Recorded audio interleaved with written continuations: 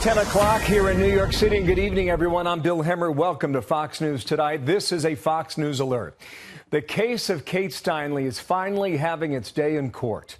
Illegal immigrant Jose Zarate accused of fatally shooting Steinle as she walked along a San Francisco pier 2 years ago.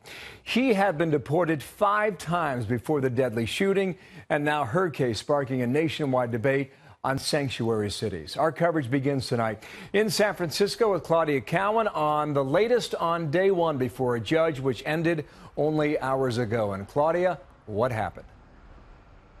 Yeah, Bill, it was an emotionally charged day as the lawyers on both sides laid out their arguments in this a politically charged case, and the father of the victim gave some very powerful testimony.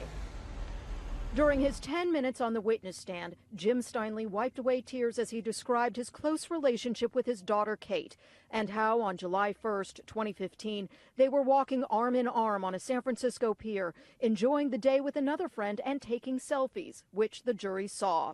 He recalled the moment Kate was struck by a bullet in the back and told the jury, quote, "She looked at me with her arms out and said, 'Help me, Dad.' She died 2 hours later at the hospital." The gunman, 45-year-old Jose Inez Garcia Zarate, who also went by Juan Francisco Lopez Sanchez, is a Mexican national who wears a headset to hear the proceedings translated in Spanish. He has multiple felony convictions and was deported from the U.S. at least 5 times.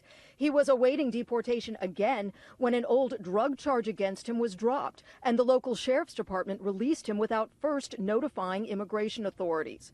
President Trump has used the case to argue for building a border wall and withholding federal funds from so-called sanctuary cities. But the judge today instructed the jury to disregard everything they've heard about the case, to set their own politics aside, and to just focus on the evidence. The case hinges on whether the gun used to kill Steinle went off by accident, as the defense claims, or on purpose. In a dramatic presentation, prosecutor Diana Garcia waved the .40 caliber Sig Sauer semi-automatic in front of the jury. She said Zarate fired the gun into the crowd intentionally and should be convicted of second-degree murder. Defense lawyers say Zarate had no motive to kill Steinle. They argue he found the gun on the pier and that it fired when he picked it up, the bullet ricocheting off the ground. There were no eyewitnesses, and both sides are using surveillance video of the pier shot from a quarter-mile away. Zarate's lawyer says what it shows is open to interpretation. While Garcia Zarate is seated on the pier, there are over 50 opportunities when people are walking one way or the other for them to see him in possession of a firearm, and nobody ever says that they saw that. And so that's kind of an interesting fact. Things like that are going to come out. And there will be a lot of testimony about that gun, which had been stolen 4 days earlier from the parked car of a federal Bureau of Land Management ranger. And that ranger will be a key defense witness in this very high-profile case, Bill, that's expected to last about 6 weeks. Yeah, a couple things here, Claudia. Do we know how this gun went missing? Has that ever been explained?